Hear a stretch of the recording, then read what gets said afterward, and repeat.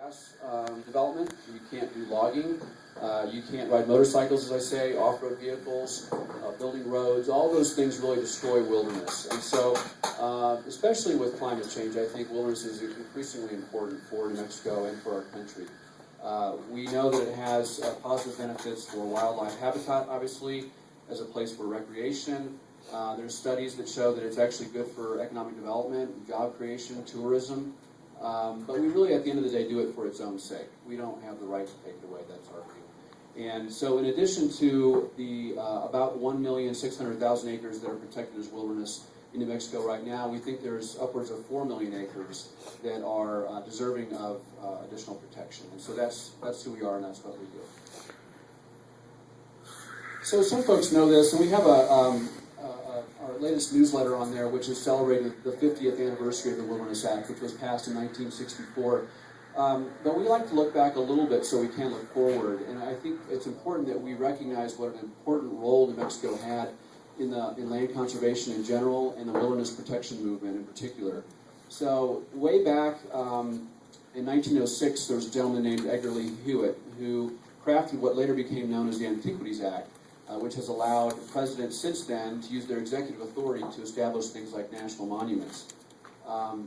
We had Aldo Leopold, whose name I'm sure many of you are familiar with, who in 1924 really was the inspiration and the visionary which created the world's first administratively protected wilderness right here in New Mexico, the Gila. And he also did some work up in the Carson and the Santa Fe Forest as a Forest Service ranger. Later on, we had Senator Clinton P. Anderson, who was the floor manager for the Wilderness Act, and about whom it's been said without him we wouldn't even have one, Wilderness Act. And then since then we've had folks like Edward Abbey, who wrote some of his novels right in the student ghetto in Albuquerque. We have activists like Dave Foreman, who is still on our board. So we just have this rich legacy. And New Mexico was, as I said, the birthplace of wilderness. We had one of the first wild and scenic rivers, the Rio Grande Gorge area. We had one of the first standalone Bureau of Land Management wilderness area, the Vistay, in the country. So we have all these things that we can really point to with pride. But that also, I think, should have us expect a level of responsibility that we want to continue to progress and protect the lands we really care about. So this is a map. It's for some reason not coming out very clearly, but we have 25, and now with Columbine Hondo, 26 wilderness areas. And as I said, it's just a little bit over 2% of the total land area. Some of those you recognize, of course, the Pecos, which is right in our back door, which we all know and love. The Gila, which is our largest and first. But you can see, just looking at the map, it represents a very small part of our state area land mass and our public lands. So the next slide, I think, is giving you a little bit of a sense, and again, this is not even that clear. The blue areas, there are 57 wilderness study areas, WSAs, and so those are managed as wilderness, but they're not permanently protected. So they're not protected in perpetuity. They could be released. In fact, Murkowski from Alaska just last week had a bill that she introduced that would release all of the WSAs across the West within a year if they weren't made into formal protected wilderness areas. So they still are under threat. Those are areas that are roadless, that have wilderness characteristics. Those are the kinds of areas that we're interested in protecting in the future. So 2014, we had a wonderful year. I hope you heard about some of those victories. Many of you were part of those victories. We started off the year celebrating the one-year anniversary of the Rio Grande del Norte National Monument up near Taos. I'm off here a little bit. I'll go back to, so this is 2006, the Ojito Wilderness. You can scroll. Sabinoso. Unfortunately, this still does not have a public access, so we're trying to work with a private landowner to gain an easement, so most folks aren't able to get there, but that is protected wilderness. So in 2013, we had the Rio Grande del Norte National Monument that President Obama designated, and that encompasses a lot of the Rio Grande Gorge and the Mesa. It's about 250,000 acres. I think most of you are familiar with that. Just stunning country. That was a campaign that was described as a national model, and we can talk a little bit more about that, I think, when we talk about what's next. Here's another kind of aerial view. And then this year, in May, we had the Oregon Mountains Desert Peaks National Monument, which is in Doña Ana County, and that's pretty close to 500,000 acres. So it's landscape scale protection. And it encompasses not just the Oregon Mountains, which are that kind of iconic mountain right outside of Las Cruces, but a number of ranges in the county. It's arid, but very important for all kinds of reasons. And that model, that campaign was also described as a national model. It was also, I think, unprecedented in that the local congressman was not supportive of it, and yet the president did designate that. And then most recently, as I mentioned, Columbine Hondo was a wilderness study area, and the coalition really had a lot of overlap with the Rio Grande del Norte campaign, and that is the 45,000 acres of kind of stunning alpine and subalpine mountain scenery. It's the headwaters, it has the headwaters of the Red River and the Rio Hondo. Just really gorgeous. So I should mention too, this wasn't a campaign, but we did co-host in Albuquerque the 50th anniversary national conference, and so we had about 1,100 people come from all over the country to celebrate the 50th anniversary of the Wilderness Act.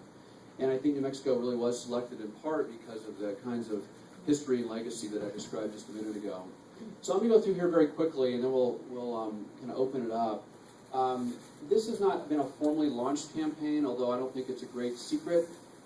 There's about 120,000 acres around the existing Pecos Wilderness that we think are deserving of some additional protection. We are working very closely with a large coalition. It's very complicated politically because it encompasses 5 different counties, and the politics are very different in all of those.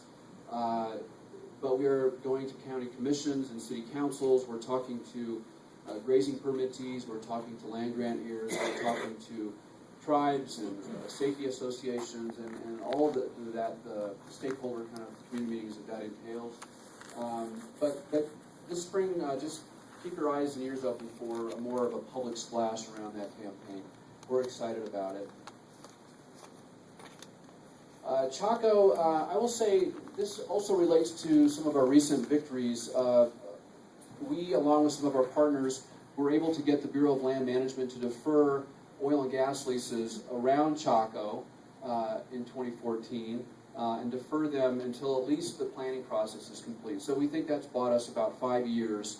Now they weren't planning on putting drilling rigs in the park itself, but they were planning on putting them directly adjacent to the boundaries and certainly within the viewscape.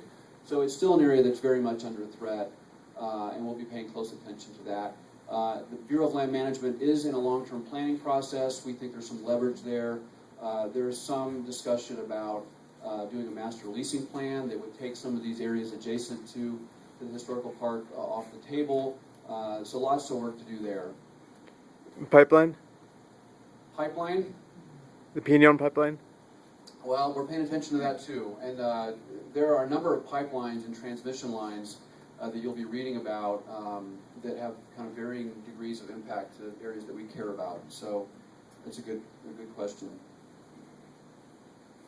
This is just another view of Chaco. Otero Mesa grasslands. This is the largest and wildest surviving Chihuahuan grasslands in the country. It's very far from virtually every place, so many people don't get there. But we had a similar victory along the same lines. We have a staff attorney, Judy Kalman, and a lot of her time is spent working with the agencies to try to get administrative protections. And we were also able to get them to take new oil and gas leases off the table for Otero, which we also think will buy us about 5 years. We're trying to work with the Secretary of Interior to do an administrative mineral withdrawal. We're also interested in doing a legislative mineral withdrawal, which would be a permanent withdrawal. And we're also talking to the tribes and some of the other stakeholders in the area to do a national conservation area. There was a time when we were talking about a national monument, but really in consultation with the Mescalero Apaches, they felt that the high profile that would come with a designation like that would increase visitor usage such that it might jeopardize some of the cultural resources. So we're still kind of formulating our campaign strategy around that, but it's very important for us. So you'll be hearing more about that as well in the upcoming week. Where is Otero? It's so it's between it's about 3 hours west of Carlsbad, 3 hours east of Las Cruces by car. It's about an hour and a half, 2 hours north of El Paso. So it's in the southeast. And I should say there was a well, I won't get into it. There is an oil and gas lease there now by Harvey Yates and HACO, and they did a flare test recently, which they were required to do, and surprising to all of us, it actually passed. It demonstrated that there was producible quantities of gas there. Now, to transport it out, we think would be prohibitively expensive, but there are some existing leases there that we're paying attention to.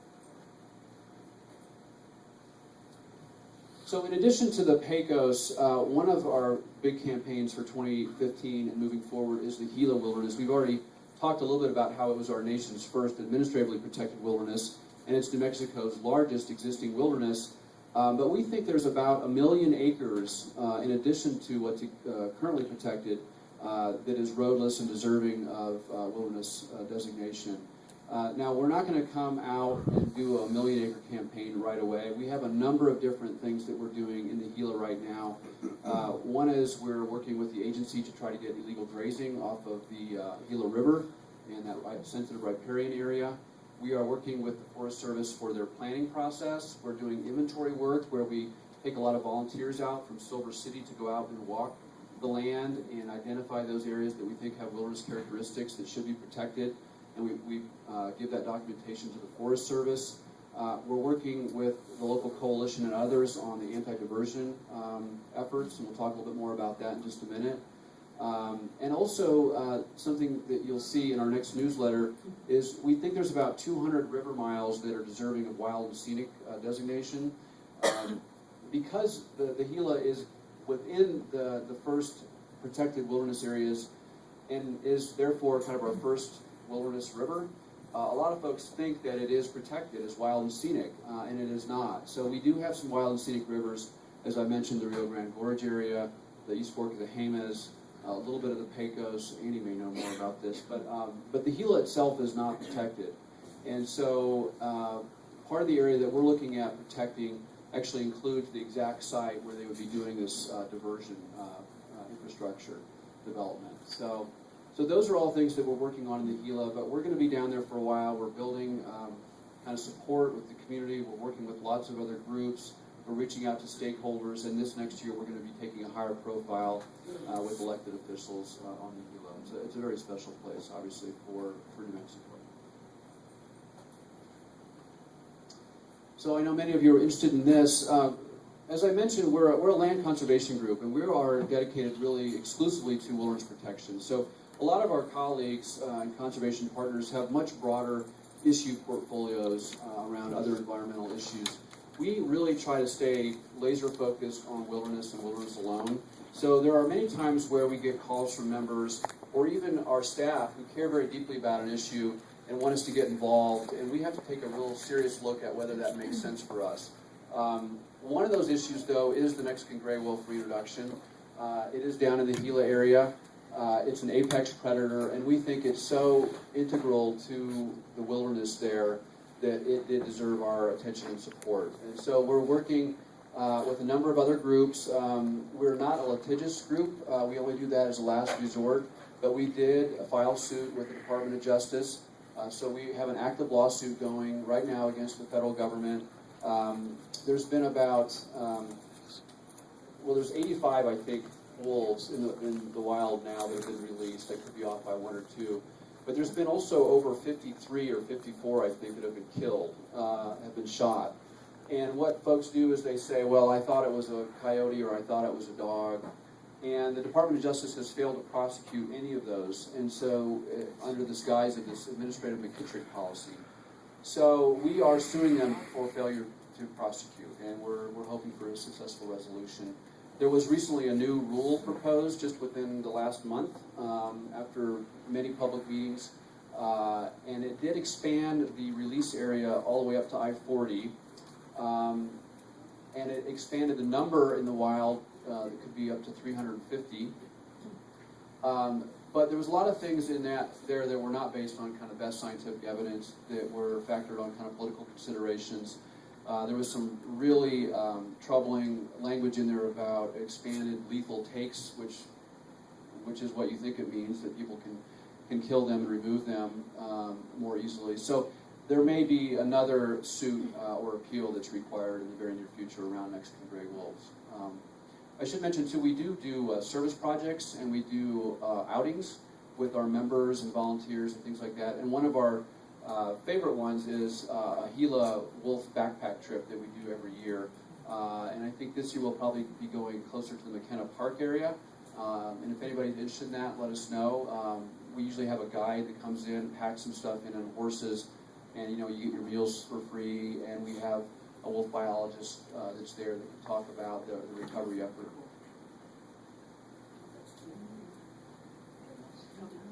Some more Pecos. Keep going. Pictures of the Pecos.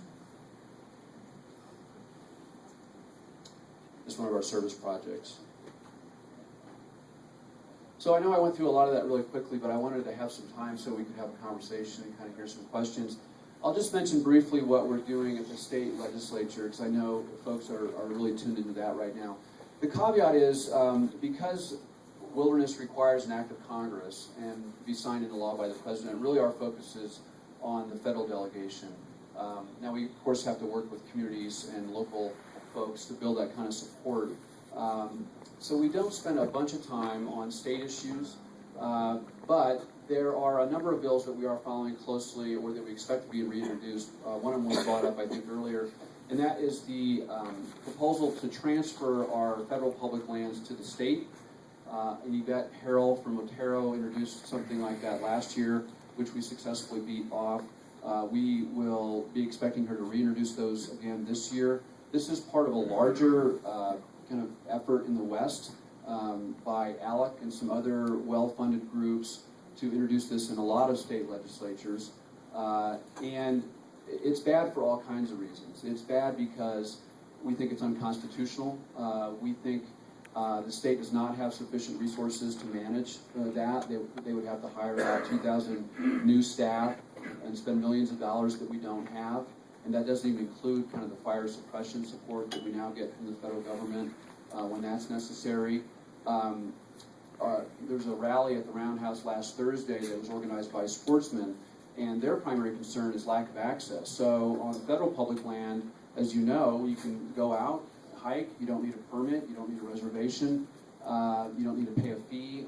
A lot of those activities are prohibited on state land or much more difficult to access.